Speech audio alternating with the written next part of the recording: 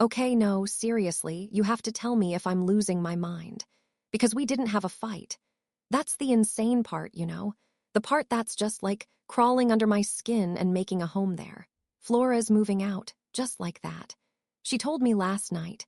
I'd just gotten in from work. It was maybe 11, another one of those days where my brain just feels like static. I was in the kitchen, just grabbing a bottle of water before crashing, and she was just standing there.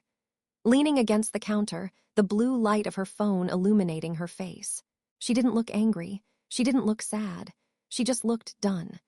And she looked up, her eyes kind of gliding past my shoulder, and says, "Hey, just so you know, I've put a deposit down on a new place. I'll be out by the end of the month." I just stood there, honestly, with the fridge door open, cold air blasting my legs, like a total idiot. My brain just went blank. What are you supposed to say to that? I think I managed to squeak out an "oh." That was it, because it wasn't an announcement, not really. It was a weather report, a fact, like telling me we're out of coffee. There was no anger in her voice, no emotion, nothing. And that's so much worse, right? I would have preferred yelling. So I'm just replaying the last few weeks in my head on a loop. Was it because I forgot to take out the recycling on Tuesday? I know that annoys her. Or maybe because my conference calls have been running late and I'm too loud. But you don't end a 5-year friendship over recycling. You just don't. People who live together, people who are supposed to be best friends, they fight. They yell, they slam a door, they make up. They don't just quietly pack their boxes and leave.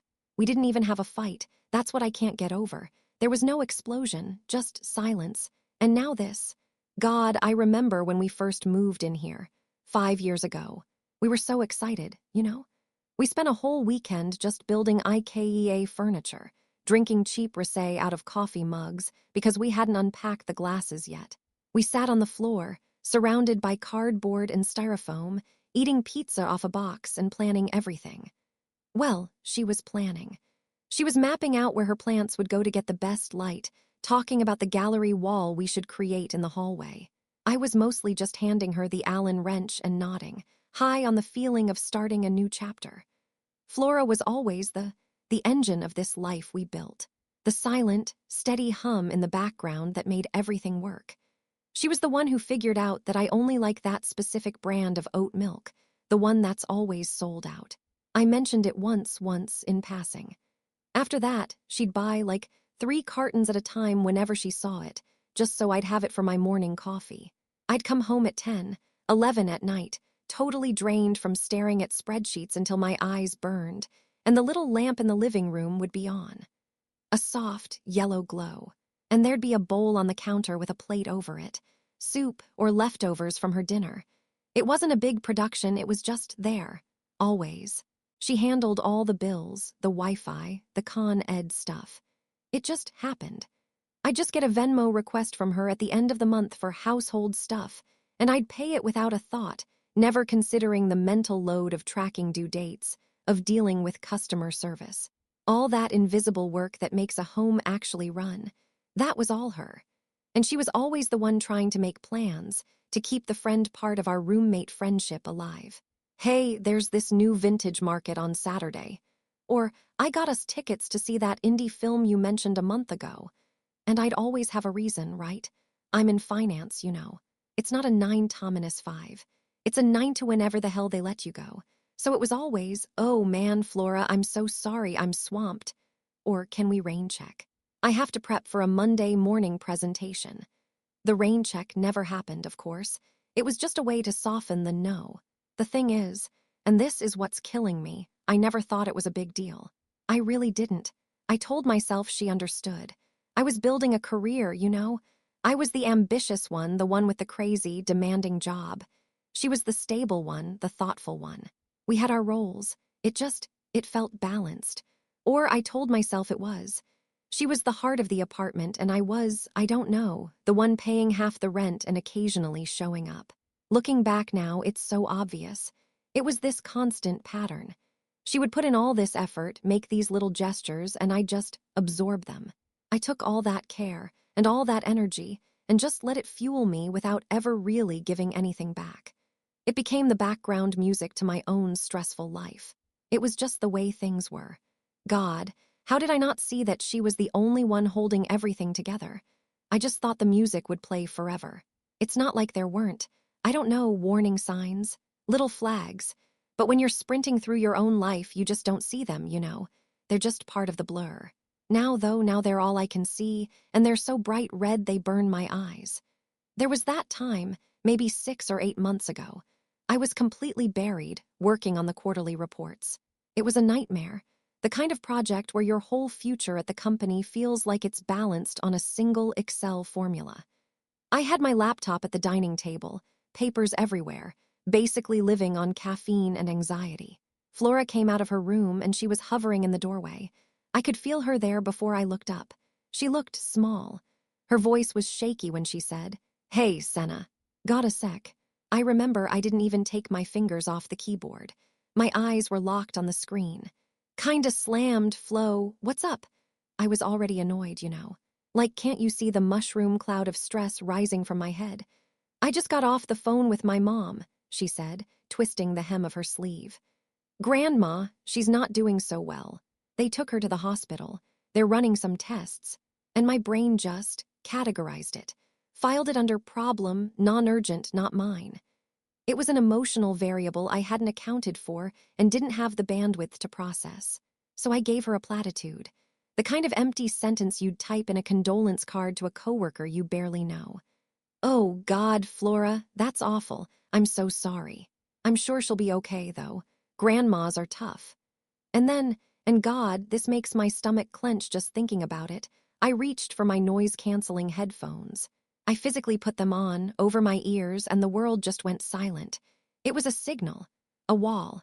It said, "My crisis is more important than yours." I saw her out of the corner of my eye, just standing there for a second, her shoulders slumped, before she turned and went back to her room. Quietly, I told myself I'd check on her later, after I finished this one last thing. I never did. Then there was my promotion. The big one. The one I'd been killing myself for. Flora was genuinely so happy for me, happier than I was, I think. She insisted on making a celebratory dinner. "My treat," she'd said. "We're getting the good wine." She'd been planning it all week, texting me little questions. I came home that night, and the whole apartment smelled incredible, like garlic and rosemary and something roasting. She'd even bought flowers for the table, these bright yellow tulips she knew I loved. I'd barely been home for 5 minutes, just dropped my bag when my phone buzzed. It was my new boss. "Team drinks, my place, now, to celebrate our new VP." It wasn't a request. It was a test. In my world, that's what it is. You show up. You prove you're part of the team. What would you do? I mean, really? It was my first day in the new role. I had to go.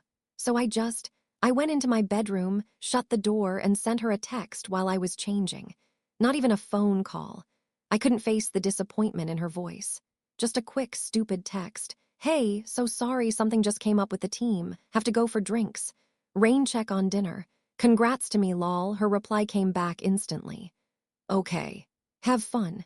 That was it. No exclamation point. No smiley face. Just 2 words and a period. A full stop. I remember thinking it was a little cold, but I pushed it down. I figured she was just disappointed. She'd get over it. I mean, this was for my career, right? This was a big deal. She should have understood.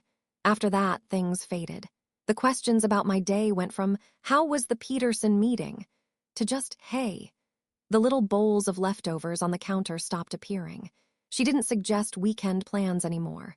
It wasn't a sudden change. It was a slow, quiet turning down of the volume on our friendship. And the worst part? A small, selfish part of me was relieved. It meant less pressure. I noticed, but I didn't register it.